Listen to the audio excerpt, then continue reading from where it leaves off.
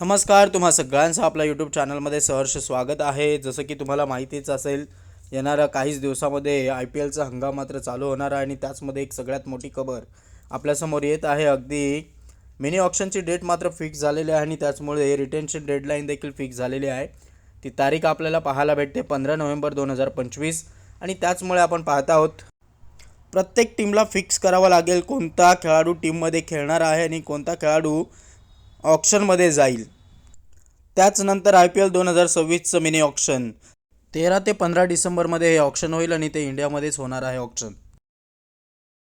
चला तर चर्चा करूयात आपण सी एस के संघाची. सी एस के संघ हवा तसं कामगिरी गतवर्षामध्ये करू शकलेला नाही, त्याचमुळे मोठी संभावना या टीममध्ये असू शकते की जास्तीत जास्त खेळाडू या वेळेस मात्र रिटेन्शन अगदी आपण पाहत आहोत रिलीज करू शकते हा संघ. त्याचमध्ये आपण पाहत आहोत कॉन्वे असेल, सॅम करन असेल, दीपक हुडा असेल, विजय शंकर असेल, त्यानंतर राहुल त्रिपाठी.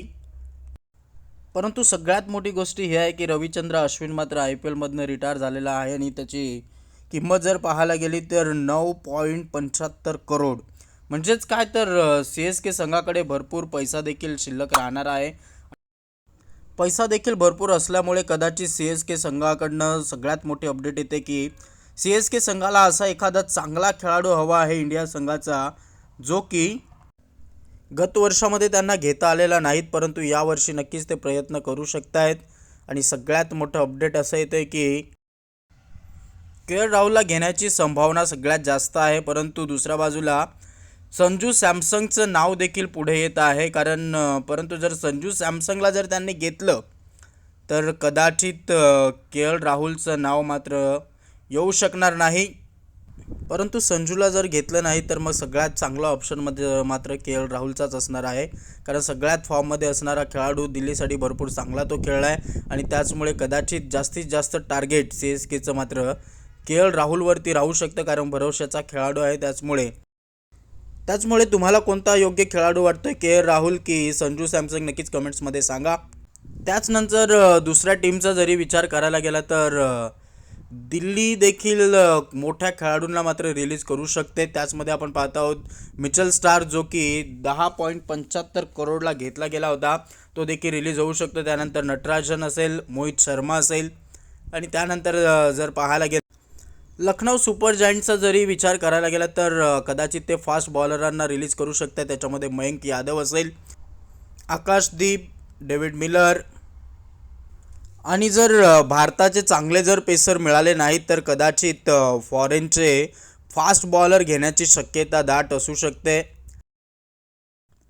त्याचनंतर जर के के आरचा जर विचार करायला गेला तर सगळ्यात मोठी धक्का देणारी गोष्ट असू शकते व्यंकटेश अय्यर, जो की 23.75 करोडला घेतला होता, त्याला देखील रिलीज करू शकतायत आणि त्याचनंतर रोमन पॉवेलला देखील रिलीज करू शकतायत.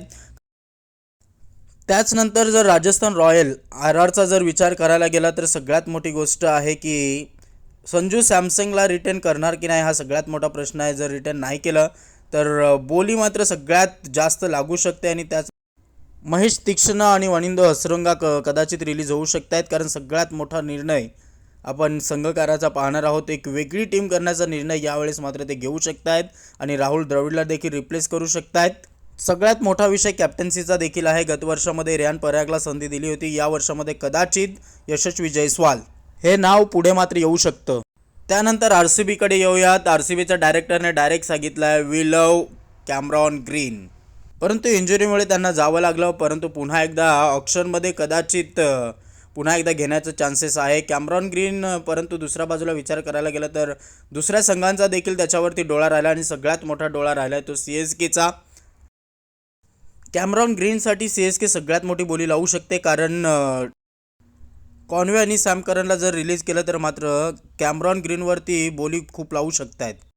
ऑक्शन लोकेशन आणि फायनल अपडेट्स काय असेल तर ऑक्शन लोकेशन अजूनही फिक्स झालेलं नाही, परंतु इंडियामध्येच असू शकतं. बी सी सी आय आणि मॅनेजमेंट सिस्टम लवकरात लवकर लोकेशन फिक्स करेल. परंतु तुमच्यासाठी प्रश्न आहे, नवीन चेहरा सी एस केसाठी कोण असेल, के एल राहुल की संजू सॅमसंग, की दुसऱ्या बाजूला कॅमरॉन ग्रीन सगळ्यात महागडा खेळाडू 2026 आय पी एलमध्ये होऊ शकतो का, नक्कीच कमेंट्समध्ये जरूर सांगा. तसेच कोणता खेळाडू रिलीज आणि कोणता खेळाडू रिटेन झाला पाहिजे हेही सांगा आणि त्याचनंतर चॅनलला बनवून राहण्यासाठी सबस्क्राईब करा.